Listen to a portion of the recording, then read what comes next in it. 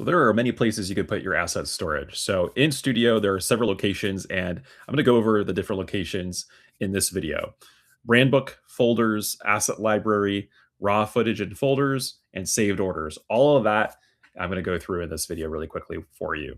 So I'm currently in our Studio window here, and I'm going to go to brand books. And the reason why we're using brand books, and when you're building out brand books, you're using it to guide your editing team. So anything that you are building out, whether it's logos, as you can see, logos, colors, any sort of fonts, any sort of fonts, but also graphic elements, as you can see, voice and tone, intro, outro, all that lives in here. As also templates for examples as well.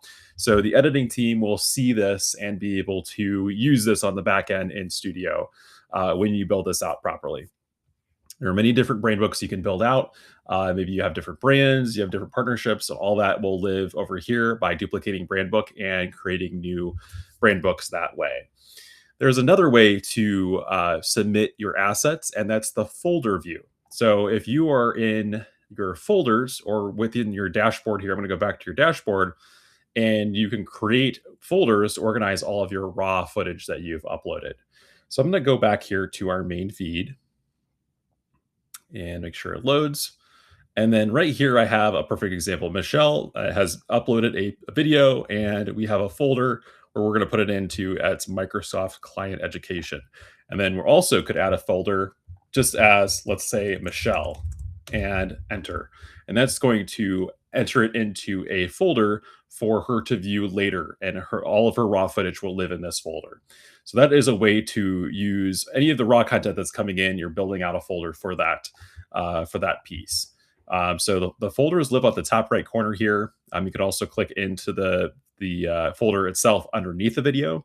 But as you can see, Michelle is the first one that pops up, and her video will pop up here in the window. And this is where you can select media and request edit from the folder from here. So that's a way you would use folders. Any raw video that you have, any raw content that you're building in the Studio platform, you would use folders for that piece. Why would you use the asset library? So if we were to go back to our main feed and find all of our completed videos, these are the ones that have been edited. They are perfect. They are exactly the way you're wanting them. You go to type. Actually, you would go to status and then completed and then save. And then from there, you should see all completed videos populate in your feed. As you can see right here, we have completed. I'm going to find one here that has not been put into assets yet.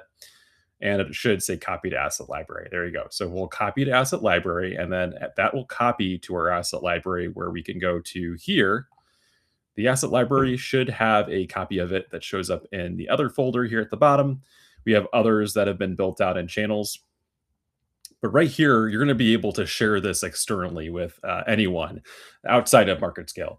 So this is a perfect way to showcase a mini gallery, or maybe it's for a sales team, or any of the above that are looking to share this content that maybe they don't have access to Studio. They're able to use this as a channel where you can build this out and build a lot of content.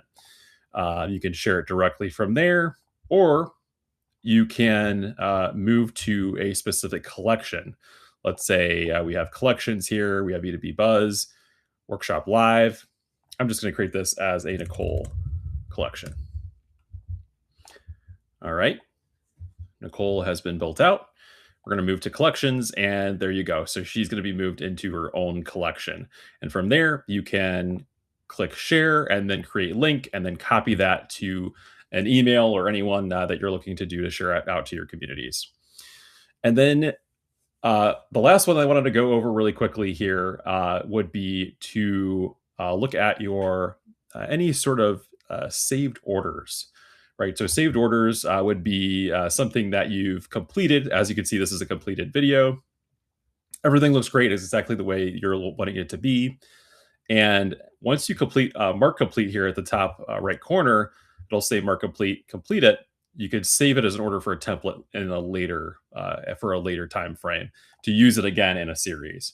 Well, so let's say, hey, we want to be voices B2B template.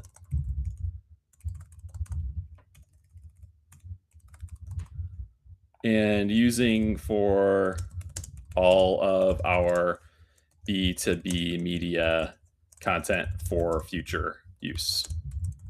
Just a small note, a quick note, sharing that. Save the order, and this is going to show when you go in to build out a new instance in your media studio. So it'll show up in the saved orders within your brand books and also within the media studio survey that you fill out when you're building out these pieces of content. So let us know if you have any questions, but hopefully this helps.